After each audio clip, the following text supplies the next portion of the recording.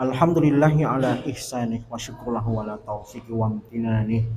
Asyhadu an la ilaha illallah wahdahu la syarika lahu ta'ziman li sya'nih. Wa asyhadu anna nabiyyana Muhammadan abduhu wa rasuluhu adda ila ridwanih. Allahumma shalli wa sallim wa barik alaihi wa ala alihi wa ashabihi wa ikhwanih amma ba'd. Allahumma la sahla illa ma ja'altahu sahla wa anta taj'alu hasna idza syi'ta sahla. Allahumma inni a'udzubika min qalbin la yakhsha wa min du'ain la yusma wa min nafsin la tashba wa min ilmin la yanfa. Allahumma inni a'udzubika min haulil arba.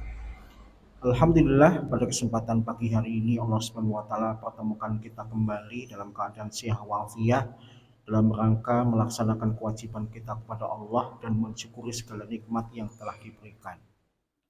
Bapak-bapak, ibu-ibu, pada kesempatan pagi hari ini tema yang akan kita bahas adalah beberapa amalan yang tidak putus pahalanya, atau lebih tepatnya 10 amalan yang tidak terputus pahalanya. Kita semua menyadari bahwasanya konsekuensi menjadi makhluk Allah itu bakal mati. Siapapun makhluknya, apakah yang dirahmati oleh Allah atau tidak, maka berpotensi untuk mati. Allah Subhanahu wa taala di dalam Al-Qur'an maupun melalui informasi yang disabdakan oleh Rasulullah memberitahukan setiap makhluk pasti akan menemui kehancurannya, setiap makhluk akan menemui ajalnya. Nah, terkait dengan manusia, ketika manusia sudah meninggal dunia, maka yang terjadi adalah terputus amal solehnya. Ketika dia sudah meninggal, maka mulai hari itu, mulai dari waktu itu, dia tinggal menunggu saja kapan kiamat akan terjadi, sampai nanti kemudian dibangkitkan, dan masing-masing manusia nanti akan mempertanggungjawabkan amalannya masing-masing. Di masyarakat ada sebuah kegiatan yang para ulama masih berdebat diperbolehkan atau tidak. Di masyarakat itu kalau ada orang yang sudah dikubur, sebagian ada yang melakukan kegiatan seakan-akan nasihati mayatnya, mentalkin mayat. Misalnya dengan mengatakan fulan bin fulan, nanti kalau ditanya apa agamamu, maka jawablah dini al-Islam. Kalau ditanya siapa Rabbmu, jawablah Rabbi ya Allah, dan seterusnya. Para ulama berbeda pendapat tentang kegiatan ini boleh atau tidak. Kalau masyarakat sini ada kebiasaan seperti itu enggak? Ya. Saya menemukan di daerah-daerah yang NU-nya kental, biasanya yang ada kiainya itu kalau sudah dikuburkan nanti seakan-akan nasihatin si mayit untuk memberikan jawaban ketika ditanya oleh malaikat di alam kubur. Sekali lagi para ulama berbeda pendapat. Kalaupun ada yang mengatakan boleh, itu adalah madhab Hambali.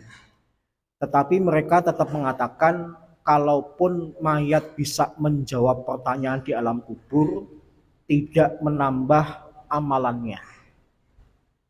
Kenapa? Karena dia sudah mati.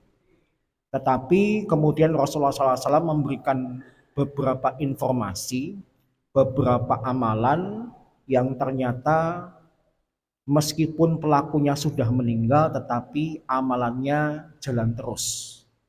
Dengan syarat selama masih dipergunakan, selama masih dimanfaatkan, selama masih ada orang yang bisa menikmati. Saya mencoba mengumpulkan dari 10 amalan itu hadis-hadis apa saja yang berbicara tentangnya. Kemudian ketemu setidaknya ada 3 hadis yang berbicara tentang amalan yang pahalanya tidak terputus.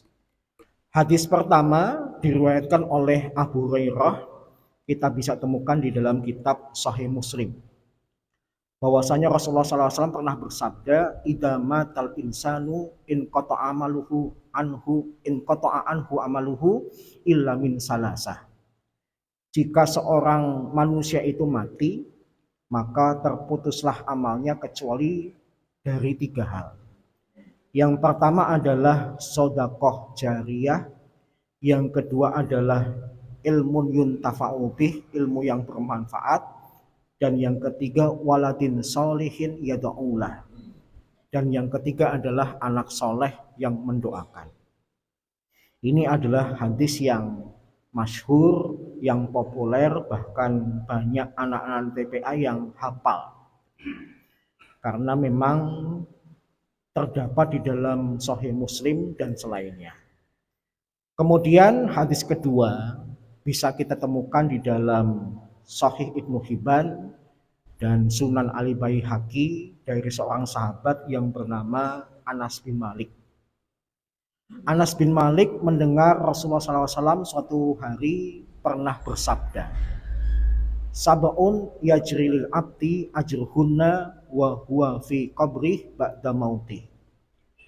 7 hal yang pahalanya terus mengalir bagi seorang hamba saat ia berada dalam kuburnya setelah kematiannya. Di dalam hadis ini kemudian diuraikan ada 7 amalan yang pahalanya tidak terputus. Beberapa di antaranya sudah disebutkan di dalam hadis riwayat Muslim tadi. Yang pertama yang disebutkan dalam hadis ini adalah man alama ilman, orang yang mengajarkan ilmu. Kemudian yang kedua aukaro nahron, atau mengalirkan sungai. Yang ketiga au hafaro bi'ron, atau menggali sumur. Yang keempat au gorosa nakhlan, atau menanam kurma. Yang kelima au bana masjidan, atau membangun masjid. Yang keenam au warosa mushafan, atau mewariskan mushaf yaitu Al-Quran. Dan yang terakhir au taroka waladan yastaghfirullahu ba'da mautih, atau meninggalkan anak yang memohonkan ampun untuknya setelah kematiannya. Hadis yang kedua menunjukkan ada 7 amalan yang pahalanya tidak terputus. Kemudian hadis yang terakhir yang diriwayatkan oleh Abu Hurairah dapat kita temukan dalam Sunan Ibnu Majah dengan derajat yang sahih. Rasulullah SAW pernah bersabda, "Inna mimma yalhaqul mu'min min amalihi wa hasanatihi ba'da mautih." Sesungguhnya di antara amalan dan kebaikan yang terus menyertai seorang mukmin setelah kematiannya adalah yang pertama, ilman allamahu wa nasyarah, ilmu yang dia ajarkan dan dia sebarkan. Kemudian yang kedua, wawaladan solihan tarokah, anak soleh yang ditinggalkannya. Yang ketiga, wa mushafan warosah, yaitu mushaf Al-Quran yang diwariskannya. Au masjidan banahu, atau masjid yang dia bangun. Au baitan libni sabil banahu, atau rumah yang dia bangun untuk ibnu sabil atau musafir. Au nahron ajrohu, atau sungai sumber mata air yang dialirkan. Au sodakotan akhrojaha min malihi fi sihati wa hayatih talhaquhu min ba'di mautih. Kemudian yang ketujuh adalah sedekah yang dikeluarkan dari hartanya ketika dia sehat dan di masa hidupnya, maka semua amalan itu akan terus menyertainya setelah kematiannya. Jadi kalau di total sudah ada berapa amalan yang disebutkan oleh 3 hadis ini. Yang pertama apa Bapak Ibu? Ilmun yuntafa'u bih. Yang pertama sedekah jariyah, Yang kedua, ilmu yang bermanfaat. Yang ketiga, anak yang soleh. Yang keempat, sedengarnya Bapak menggali sumur. Yang kelima, mengalirkan sungai. Yang keenam, membangun masjid. Yang ketujuh, mewariskan mushaf. Yang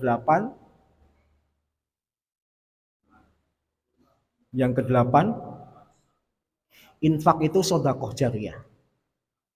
Yang kedelapan, menanam kurma. Yang kesembilan, membangun rumah untuk Ibnu Sabil.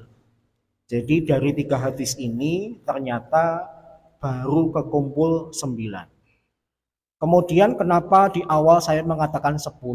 Karena yang ke-10 itu terdapat dalam hadis tersendiri, diriwayatkan oleh Abu Dawud dan At-Tirmidzi. Rasulullah SAW pernah bersabda, kullu mayyitin yuhtamu ala amalih ilal ladzi mata murabiton fi sabilillah fa innahu yunma lahu amaluh ila yaumil qiyamah wa ya'malu min fitnatil qabri. Setiap orang yang mati itu terputus amalannya, kecuali orang yang mati dalam keadaan ribat. Ribat itu apa? Berjaga di jalan Allah, berjuang di jalan Allah. Rasulullah kemudian melanjutkan, maka sesungguhnya amal ribat itu akan terus berkembang hingga hari kiamat dan dia akan aman dari fitnah kubur. Para ulama memperjelas ribat itu adalah amalan yang terkait dengan keteguhan penjagaan kaum muslimin. Bisa bentuknya menjaga perbatasan, bisa bentuknya menjaga keamanan umat Islam, dan bisa bentuknya mempertahankan tanah air dari musuh. Itu namanya ribat. Jadi dari setidaknya 4 hadis yang telah kita sebutkan, ada sekitar 10 amalan yang tidak terputus pahalanya meskipun pelakunya sudah meninggal. Kalau bicara tentang jumlah, 10 itu bukan jumlah yang sedikit. Saya pernah langsung ditanggapi oleh seorang jamaah, wah kalau melakukan 10-10-nya kayaknya susah. Maka saya kemudian memberikan jawaban sebuah kaidah fikih. Ada sebuah kaidah fikih berbunyi, ma la yudraku kulluh, la yudraku kulluh. Segala perkara yang tidak bisa dilakukan semua, maka jangan ditinggalkan semua. Meskipun Nabi memberitahukan 10 amalan yang pahalanya tidak terputus, kalau bapak ibu tidak bisa melakukan semuanya, jangan ditinggalin semuanya. Lakukan semampu yang bisa dilakukan oleh bapak dan ibu. Kalau bisanya cuma 1, ya lakukan 1. Bisanya 3 ya lakukan 3, bisanya 5 ya lakukan 5. Karena di dalam Islam itu prinsipnya adalah memberikan beban yang seringan-ringannya dan tidak ingin memberikan beban yang seberat-beratnya. Jadi prinsip agama Islam itu adalah mudah dan bisa dipraktekkan. Kemudian para ulama mencoba memberikan penjelasan terkait 10 amalan yang pahalanya tidak terputus. Saya memakai hadis yang kedua saja, yaitu yang diawali dengan ilmu yang diajarkan dan ilmu itu adalah ilmu yang bermanfaat.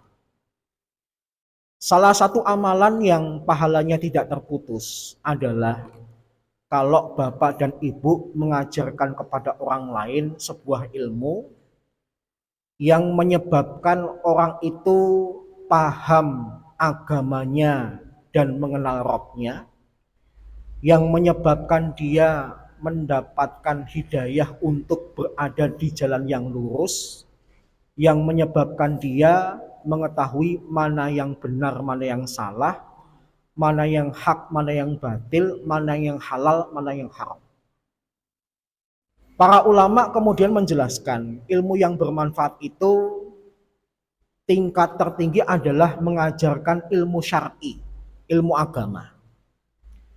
Tetapi tidak menafikan kalau orang mengajarkan ilmu dunianya bermanfaat, maka dia pun juga berpeluang mendapatkan pahala yang tidak terputus. Jadi ketika berbicara tentang ilmu yang bermanfaat, cakupannya ilmu agama dan ilmu dunia. Tapi kalau dibandingkan ilmu agama lebih tinggi daripada ilmu dunia, tapi sama-sama keduanya dapat pahala. Ketika berbicara tentang ilmu dunia yang menyebabkan pengajarnya dapat pahala, maka usahakan ilmu dunia yang disampaikan itu benar-benar bermanfaat, tetap diarahkan untuk digunakan pada hal yang bermanfaat. Kalaupun nanti menghasilkan uang, uang yang dihasilkan adalah uang yang halal. Misalnya Bapak mengajarkan seseorang ilmu membuat roti. Setelah dia kuasai, dia kemudian bikin roti, dia jual. Dengan menjual roti itu dia dapat penghasilan yang halal, maka selama dia mempraktekkan ilmu membuat roti yang dia pelajari dari Bapak, meskipun Bapak sudah meninggal, Bapak dapat terus pahalanya. Sehingga ini memotivasi kita untuk berbagi ilmu, baik ilmu agama maupun ilmu dunia. Hanya saja kalau kita lihat cara pandang agama dengan cara pandang masyarakat kebanyakan kok beda. Kalau kita melihat teks-teks agama, seakan-akan yang namanya guru agama itu sangat dimuliakan. Tapi kalau bicara tentang realita, dianggap rendah. Contoh ya, saya ingin membandingkan guru agama yang pertama dibandingkan dengan artis. Kira-kira kalau bicara gaji atau pendapatan, guru sama artis gedean mana Pak? Jujur, guru sama artis gedean mana? Ya. Bahkan saya pernah tanya kepada mantan penyanyi dangdut, alhamdulillah dia dapat hidayah. Mbak dulu kalau sekali nyanyi berapa? Beliau kemudian mengatakan, ya kalau sesekali nyanyi, bayaran saya itu bisa sampai 2 juta.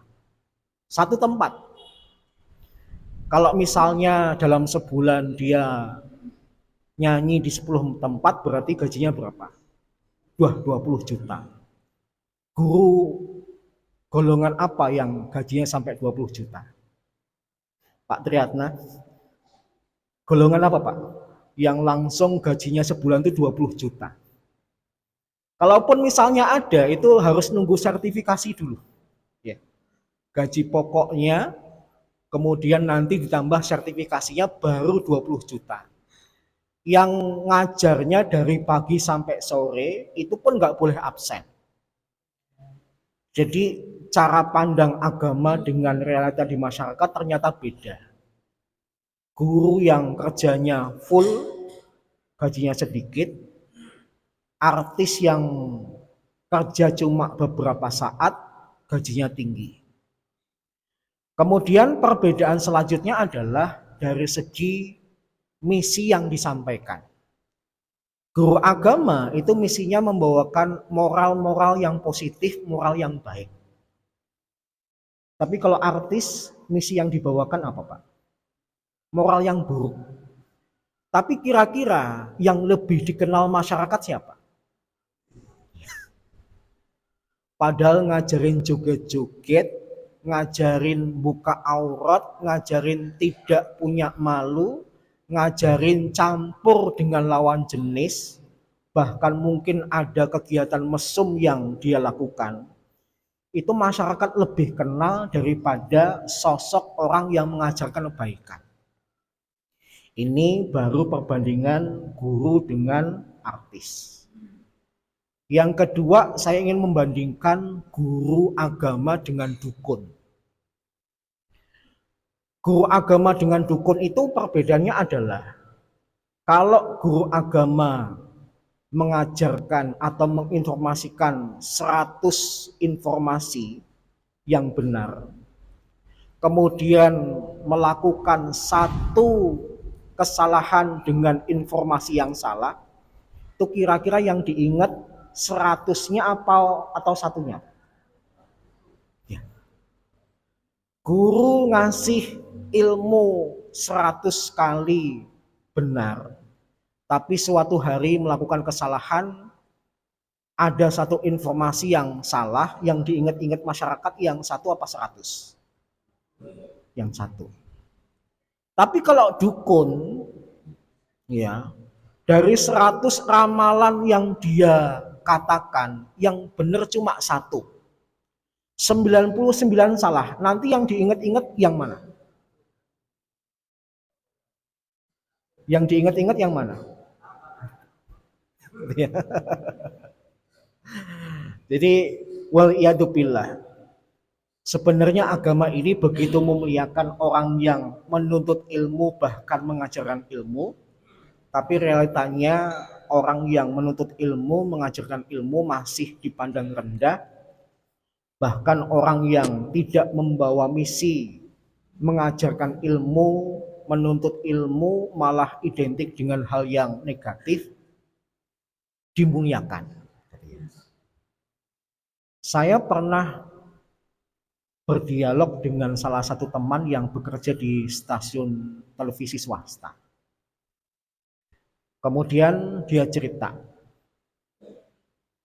ada seorang ustadz yang pengen tausiah di sebuah TV tempat dia kerja.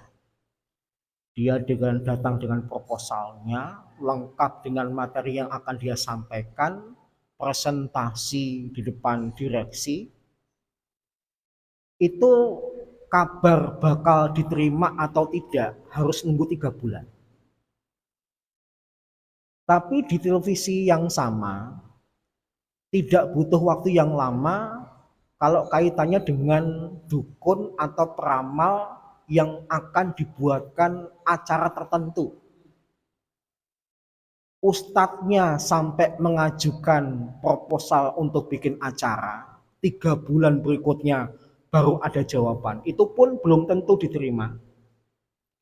Ada dukun peramal, nggak usah ngajukan proposal, malah dicari untuk dibuatkan sebuah program di televisi yang durasinya sampai 1 tahun. Itu kenyataan di negara kita. Bahkan saya melihat kalau ustadz-ustadz yang mampu komunikasi dengan baik, yang ceramahnya itu menarik, itu biasanya malah nggak punya porsi di televisi. Sehingga nanti yang ditampilkan ustadz-ustadz yang komunikasinya tidak baik, orang ketika nonton menjemukan, bosan, nggak menarik.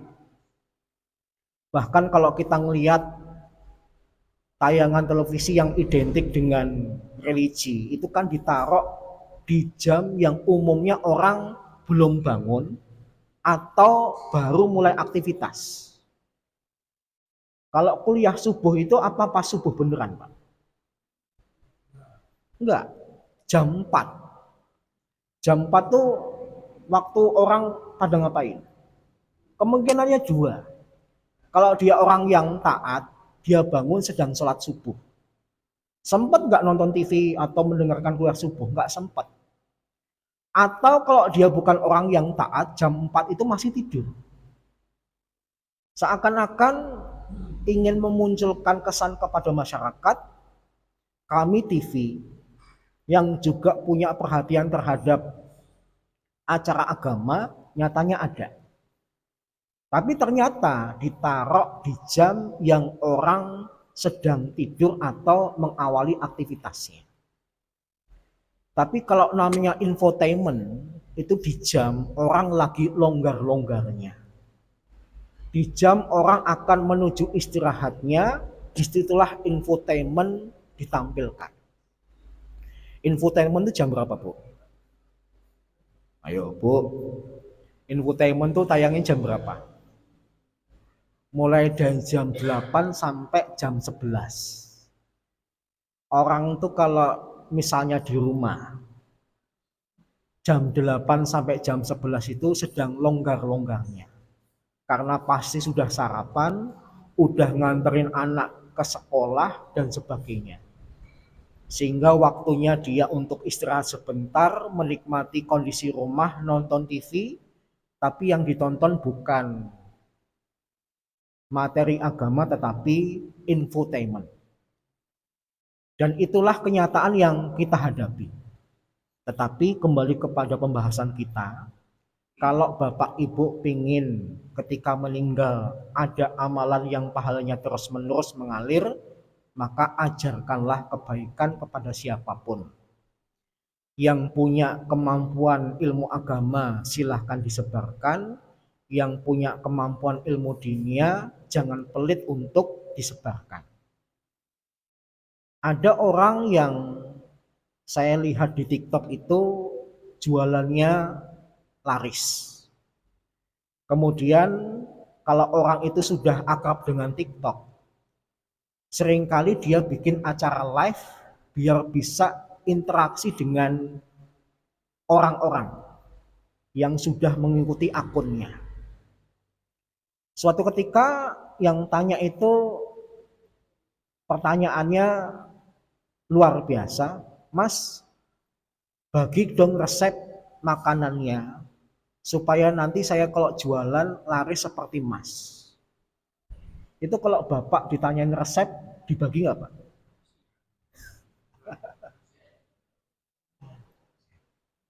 Saya tahu background orang tersebut, cuma lulusan SD. Tapi jawabannya melebihin seorang kiai. Wah, jangankan tanya resep, nanti saya tayangin bagaimana cara saya membuatnya. Ternyata saya ngecek bener, besoknya dia janjian dengan para pengikutnya di akun tersebut, nanti jam 6 pagi saya tunjukin cara masak saya. Nggak ada yang disembunyikan, porsi bahan ini berapa, kemudian yang lain takarannya berapa, ditampilkan. Kemudian ada yang komen, nggak takut Mas kalau ada saingan nanti dagangannya jadi kurang laris. Alhamdulillah ternyata kita itu nggak boleh melihat orang dari penampilannya. Jawabannya ternyata seperti orang yang sudah ngaji. Kalau Allah sudah ngatur rezeki, itu nggak bakal tertular.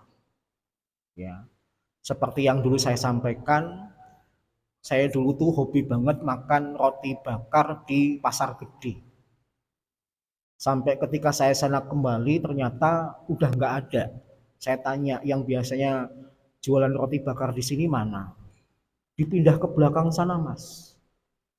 Gantinya itu adalah orang baru yang juga jualan roti bakar. Tapi karena rezeki itu sudah diatur oleh Allah. Sebenarnya yang dijual sama, mungkin rasanya juga sama. Saya kok nggak beli di tempat yang lebih dekat ini. Tetap saya cari penjual langganan saya, meskipun saya harus tanya ke sana kemari, tempatnya lebih jauh. Paham ya? Jadi kalau tentang masalah rizki, nggak usah khawatir. Allah tidak akan keliru dalam membagi rizkinya. Maka kalau orang yang jualan kaki lima saja tidak pelit berbagi ilmu karena punya konsep rizki itu sudah diatur oleh Allah, maka heran kalau ada orang-orang yang ilmunya lebih tinggi, pendidikannya lebih tinggi tapi pelit untuk berbagi ilmu. Memang ada kasus orang berbagi ilmu kemudian ditipu. Ada. Tapi jumlah orang yang tertipu dengan orang yang memberikan manfaat lebih banyak yang memberikan manfaat daripada ditipu.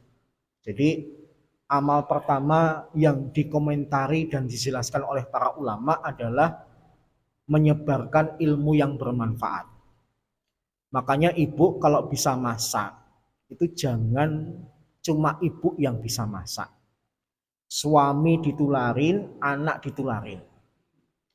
Ibu jangan bangga kalau ibu bisa masak, pinter masak, tapi punya anak-anak perempuan yang nggak bisa masak.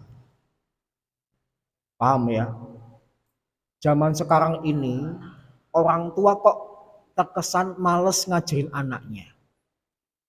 Kalau interaksi antara orang tua dan anak semakin berkurang, anak merasa tidak ada ilmu yang ditularkan oleh orang tua kepadanya, maka ibu jangan sedih kalau dia nanti dewasa, dia menikah, hubungan dirinya dengan ibu juga semakin jauh. Paham ya?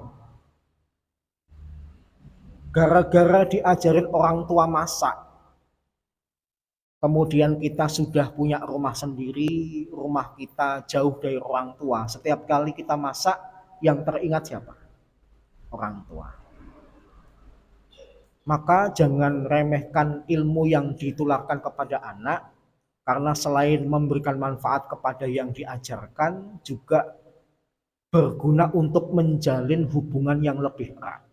Paham ya? Punya anak yang bisa masak itu prestasi. Punya anak yang tidak masak, tidak bisa masak itu aib. Anak kok cuma bisa masak mie, masak telur, masak air, itu bukan prestasi, tapi aib, gitu ya. Kenapa? Dulu pernah kita terangkan, Nabi sendiri laki-laki yang bisa masak, hobi masak.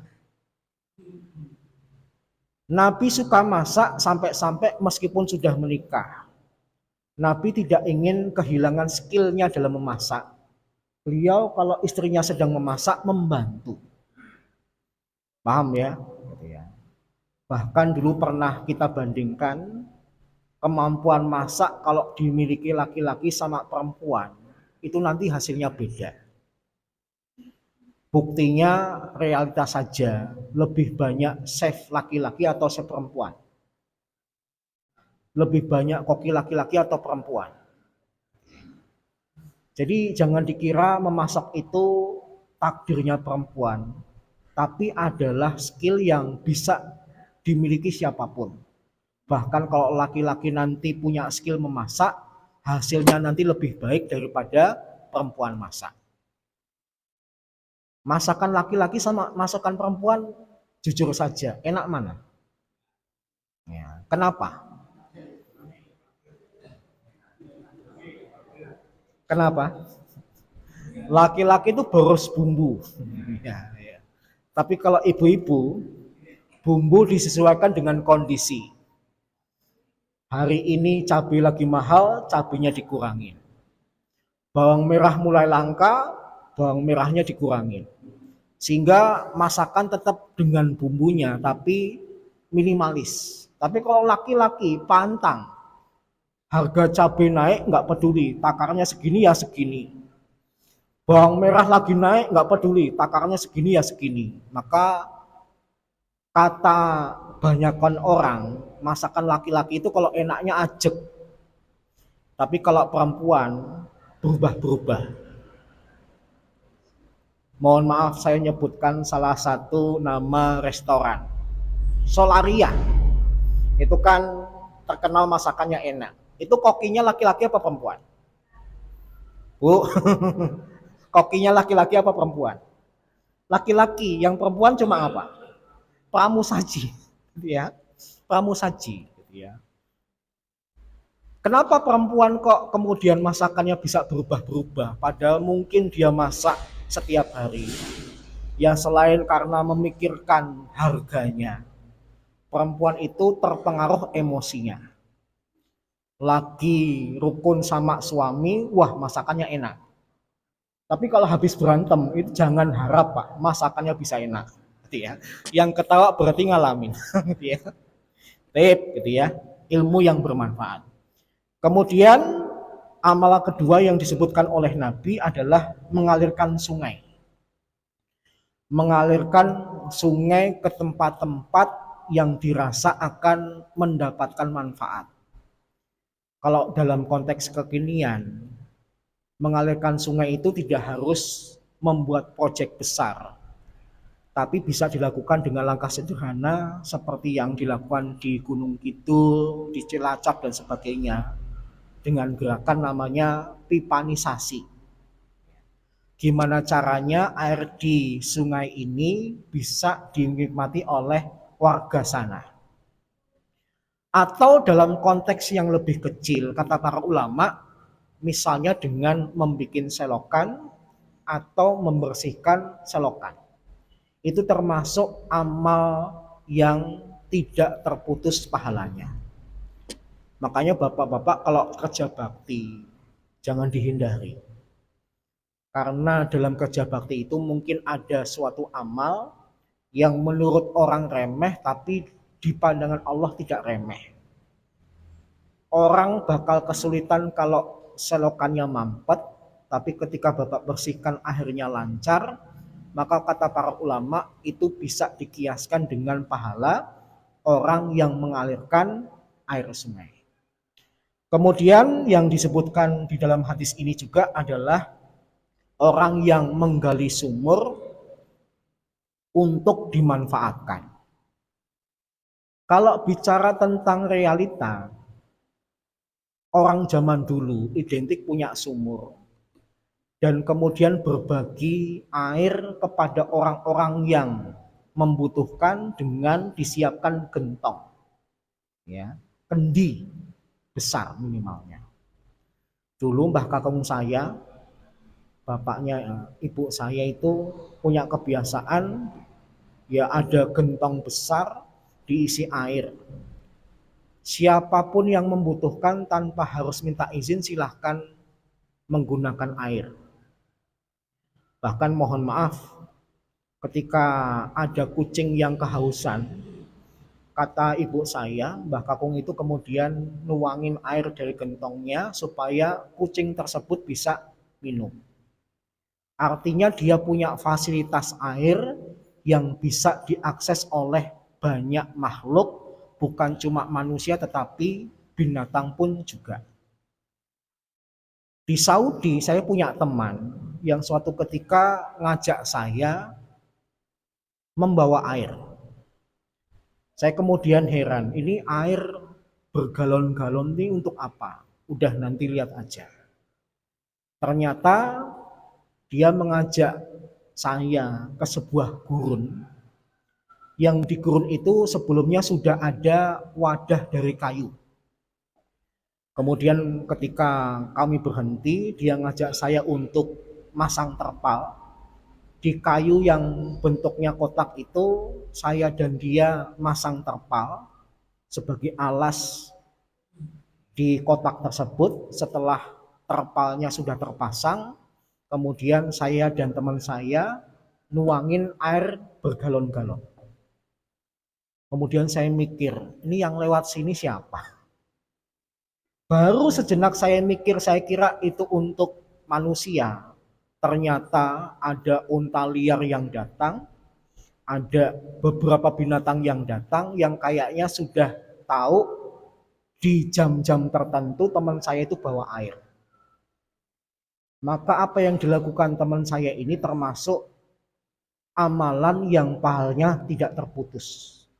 Jadi ketika punya air, jangan hanya diperuntukkan untuk manusia, tetapi kalau bisa juga diperuntukkan untuk binatang, makhluk lain. Beberapa orang Saudi yang tinggalnya di apartemen, supaya kemudian punya kesempatan memberikan air kepada sama makhluk Allah, itu di taman luar jendelanya sengaja diberikan botol-botol kecil yang dibagi dua. Kemudian diisi dengan air, dan entah ya, mungkin karena kebiasaan atau sudah tahu, banyak burung-burung yang datang ke apartemen yang sengaja minum. Maka itu pun dapat pahala. Kita kalau umroh atau haji, pemandangan orang memberikan makan kepada burung-burung merpati, burung dara di Masjidil Haram atau Masjid Nabawi itu hal yang lumrah. Yang unik adalah burung merpati di sekitar Masjid Nabawi dan Masjidil Haram itu banyak. Tapi dua masjid ini tidak pernah mengeluhkan masjidnya kena kotoran burung merpati. Ya enggak? Merpatinya banyak, ribuan, tapi nggak ada pernah kasus masjidnya ditelein burung. Tapi kita berada di Masjid Agung dia, Masjid Agung kita. Itu saya tanya, burung-burung di atas tuh nelek nggak mau setiap hari nelek. Unik, seakan-akan binatang pun tahu ini tempat yang suci. Jadi kalau buang kotoran di luar komplek Masjidil Haram, di luar komplek Masjid Nabawi. Dan karena berada di wilayah haram, dilarang untuk diburu. Maka bapak-bapak jangan memanfaatkan, jumlahnya kan banyak. Kalau saya ambil satu nggak masalah. Nanti kalau ketahuan bapak dipenjara. Kenapa? Karena di dalam hadis Nabi SAW melarang untuk berburu di tanah haram, baik yang berada di Mekah maupun yang berada di Madinah. Tapi itu beberapa hal yang bisa saya sampaikan tentang amalan-amalan yang pahalanya tidak terputus. Moga-moga bermanfaat, kurang lebihnya mohon maaf. Sisa waktu jika ada pertanyaan saya persilahkan.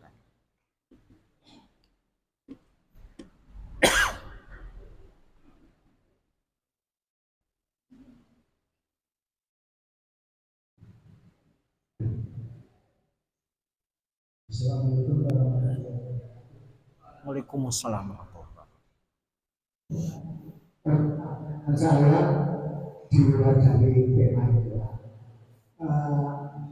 Waktu kita sholat, rukuk dan sujud itu doanya tasbih. Itu satu kali atau tiga kali atau 10 kali yang apel. Terima kasih. Waalaikumsalam warahmatullahi wabarakatuh. Taib, tasbihnya ada yang satu kali, ada yang tiga kali. Kalau bapak pakai lafal subhana rabbiyal azim wa bihamdih atau subhana rabbiyal a'la wa bihamdih, maka diucapkan tiga kali. Tapi kalau menggunakan lafal lain yang dilazimi oleh Nabi setelah Allah Subhanahu wa taala menurunkan Quran surat An-Nasr. Subhanallahumma wa bihamdika Allahumma firli, maka dibaca cuma satu kali. Jadi tergantung lafalnya. Kalau pakai subhana rabbiyal azimi wa bihamdih atau subhana rabbiyal a'la wa bihamdih itu tiga kali. Tapi kalau pakai yang versi lain ada yang dibaca cuma satu kali. Tetapi para ulama mengatakan kalau misalnya bapak sholat sendiri boleh lebih daripada itu. Karena ada hadis yang menggambarkan sifat sholat Nabi. Nabi itu ketika berdiri lama, pernah ketika beliau rukuk lamanya seperti berdirinya. Berarti kalau cuma membaca satu kali nggak mungkin, tiga kali juga nggak mungkin. Nabi kemudian memperbanyak kalimat tasbihnya. Tapi memperbanyak ini bagusnya kalau bapak sholat sendiri. Kalau dalam sholat berjamaah sebaiknya yang ringan. Sebaiknya yang ringan, yang ringkas. Karena kita tidak tahu kondisi makmum kita, ada yang kuat, ada yang lemah. Wallahu a'lam bishawab. Jadi, masih.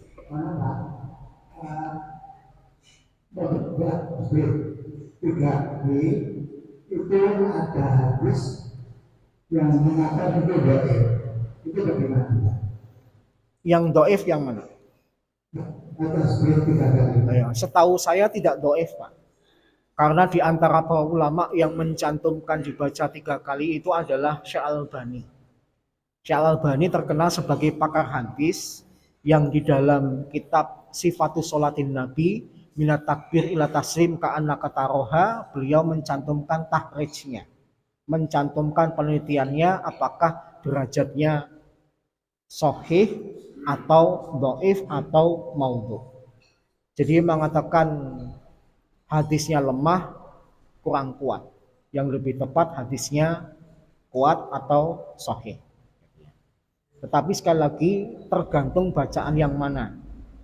Kalau bacaan yang setelah Allah Subhanahu wa taala menurunkan Quran surat An-Nasr kok dibaca 3 kali, itu bukan doif, palsu.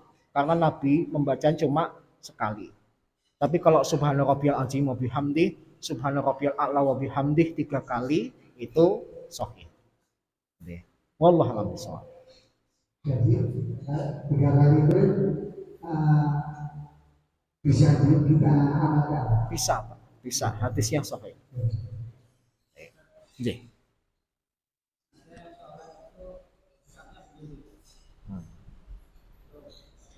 Ya, itu juga pernah tergambarkan dalam hadis. Nabi SAW kemudian meletakkan jari-jari beliau di siku beliau. Sehingga kemudian dipraktekkan seperti ini. Jadi tata cara sholat Nabi itu hadisnya bervariatif. Sehingga kalau kita menemukan ada orang yang prakteknya beda dengan kita, jangan buru-buru mengatakan salah, tetapi berhusnudonlah, mungkin dia pakai dalil yang lain. Wallahu a'lam bishawab. Ada satu hal yang belum saya sampaikan terkait dengan bahasan kita tadi. Pertanyaan yang umum ditanyakan. Ada orang yang bertanya, saya sudah berwakaf ke sebuah masjid. Akhirnya masjid itu dibangun, tapi 10 tahun kemudian masjid itu direnovasi.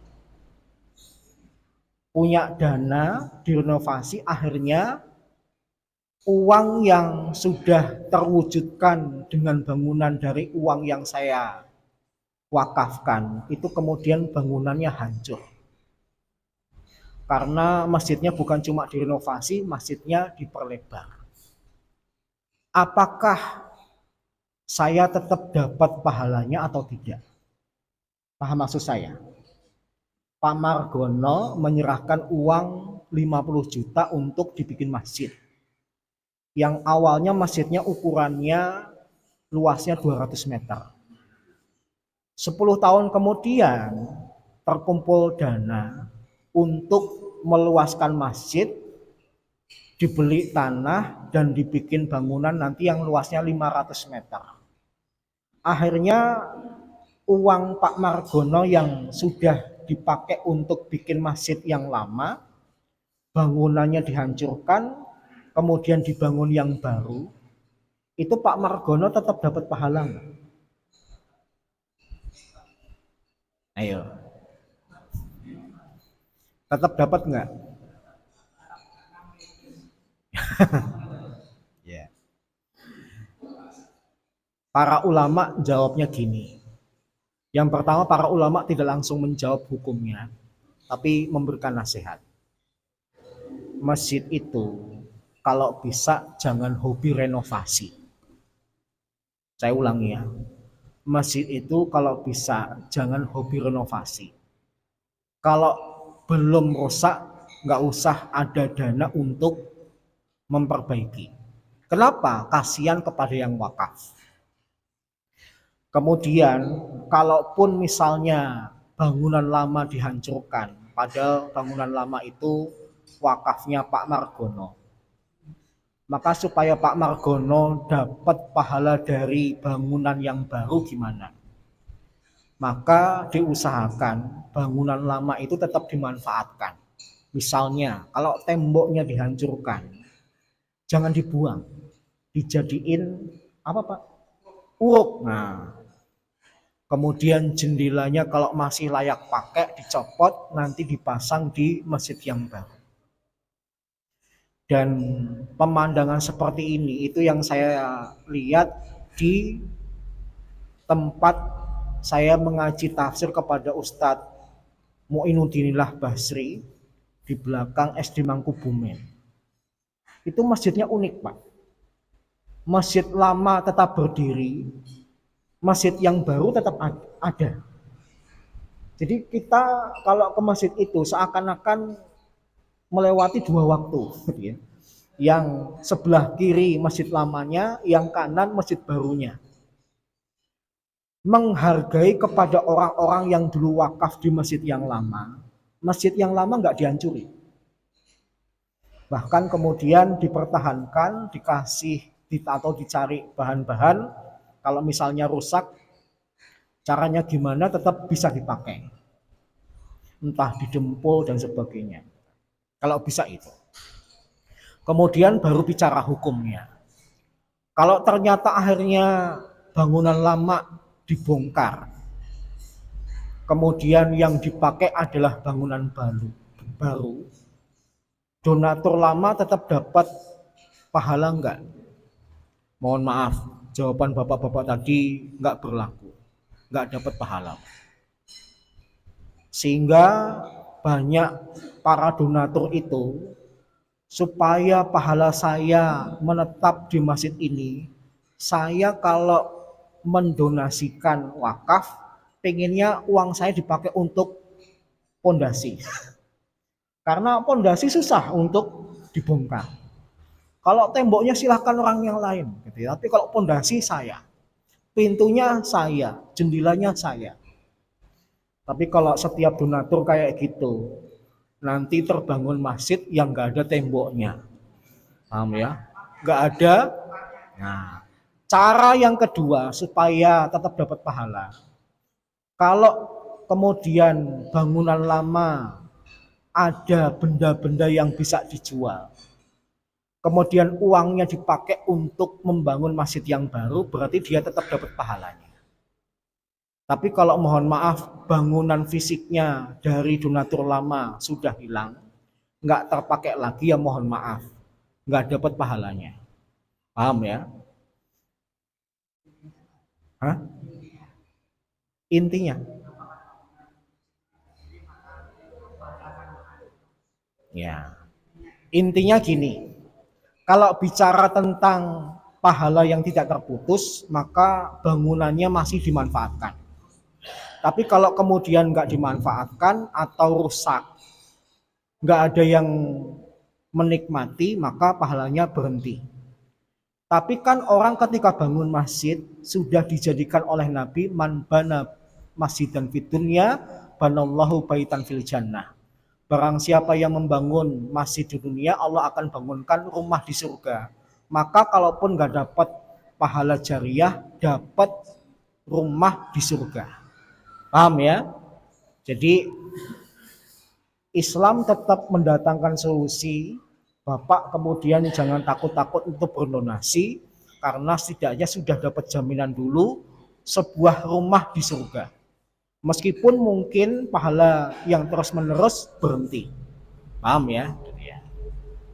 Jadi untuk para takmir, sekali lagi nasihat para ulama tolong direnungkan. Yang pertama tadi apa? Masjid itu jangan hobi renovasi.